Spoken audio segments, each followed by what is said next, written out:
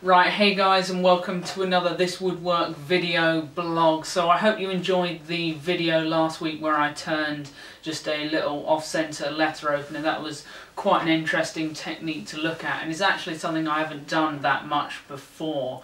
So I hope you did enjoy that. So this week I thought I would just take you on a little tour, or just a workshop update I suppose.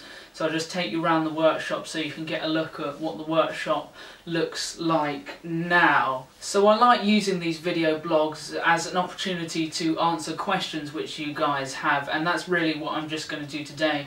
I often get messages about what the workshop looks like and various things like that, what the setup is now, and I am aware that my last workshop update was actually back in March of last year, so almost a year ago I suppose. And although the workshop hasn't changed in many respects, there is a couple of aspects which have sort of changed, and so I thought I'll give you a quick look at that.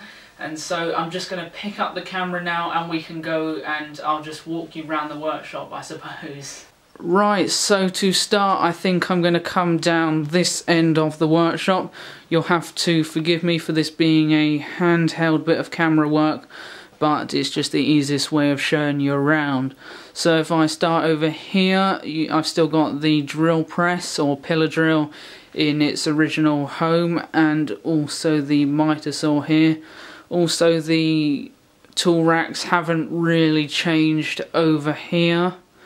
Okay, so down here I've got my sharpeners. I actually did end up buying the Robert Sorby sharpener.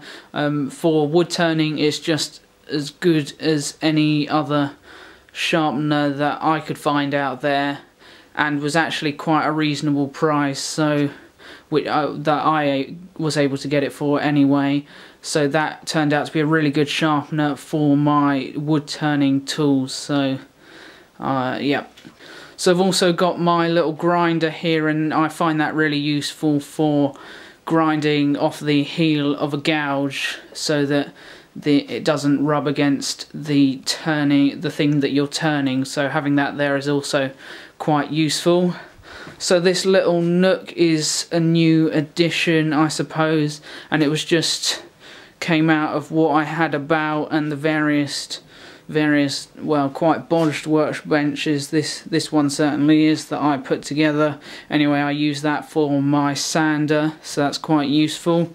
And then I've got my planer stand here. I've got just my jointer on here now. If you watch my other video blogs, you'll know that I put this actually originally together for both my jointer and my thickness planer, and I did end up taking the thickness planer off, and I'm using that. It's over there at the moment. I do want to, under the lathe, I do want to put on build a stand for this at some point so that it's just up off the ground rather than bending down, but I think I've got some fairly limited space in here, but that turned out to be the best position for it really. So I thought I'd quickly talk about my lighting in here at the moment. There's one of the soft boxes I believe they're called, which I've got in here. I actually borrowed these. I've got two of them in here, borrowed them off my dad. He's into photography. In fact, the whole family is kind of into photography, so I borrowed those off him and used them in the workshop. Now I've actually got the other one set over the lathe, which is really useful when I'm firstly for doing lathe work, but also videoing lathe work really is what it's primarily there for. Right, so I have quite a bit of lighting in here now. I actually put up a new fluorescent lamp up here, which you can't really see because the camera can't focus to it, but I've got another fluorescent lamp up there in addition to the one that was here originally, and I do actually want to put another one up the top at this end of the workshop just to get some slightly better lighting.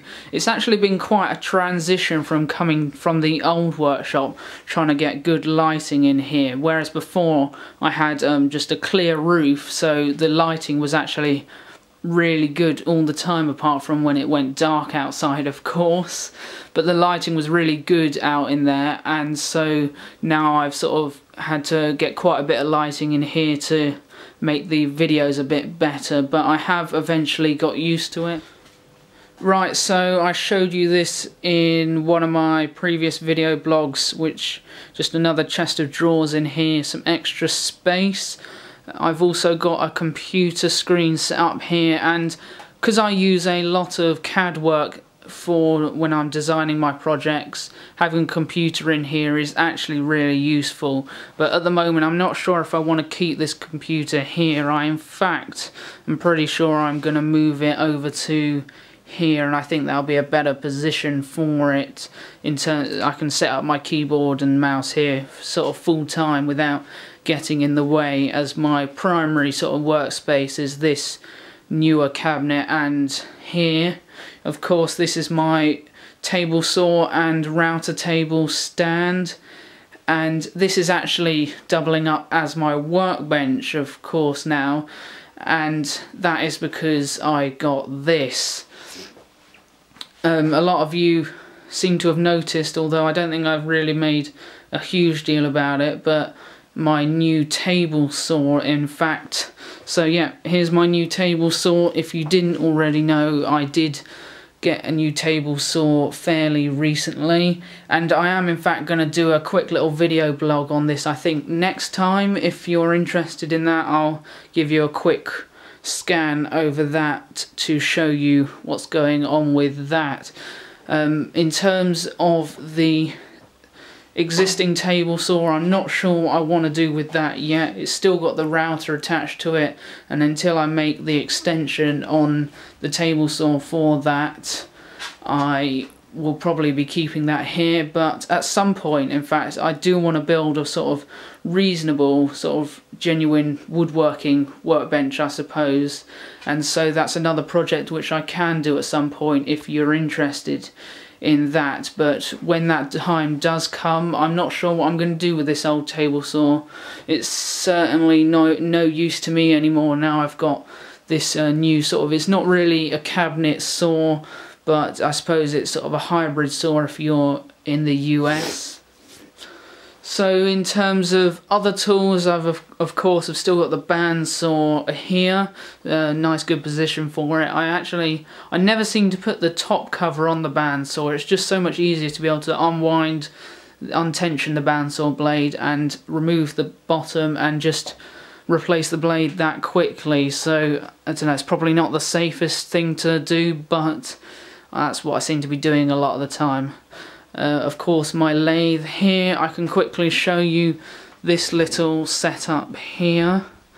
This is actually I don't know, I suppose a camera arm you could call it, and it just fixes to this tool rack here, and I use this to attach my camera to, well, hang my camera so that I can film what's going on the lathe, so that's kind of useful.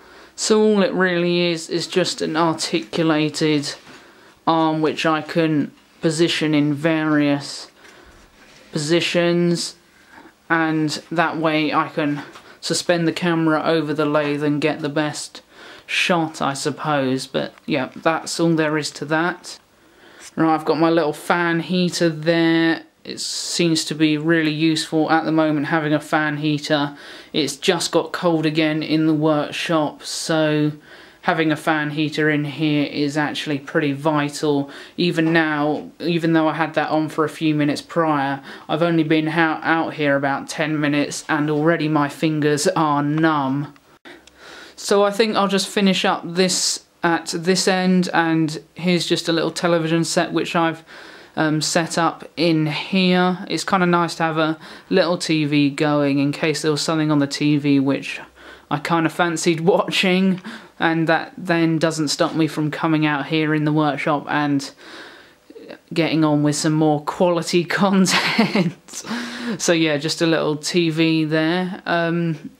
Oh, some rather chic curtains going on here, very nice, and that was actually by request of my parents to stop a lot of the airborne dust going over into the other side of the garage and sort of getting everything dusty. So very nice addition to the workshop, that one. They're actually yellow on the other side. So right, so that is about it for the workshop.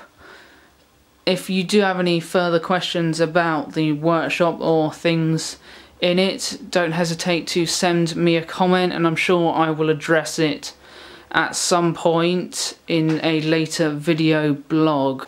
Right, so there we go, there's a quick little look around the workshop. So I hope that filled you in on a few things around the workshop. As I said, I've still got a load of little things to tweak around the workshop. I've got to make some clamp racks and various things like that. But the workshop is coming along nicely, and it's quite an enjoyable place to work now. So that's about it for this video blog, and I'll see you next time, everybody. Bye bye.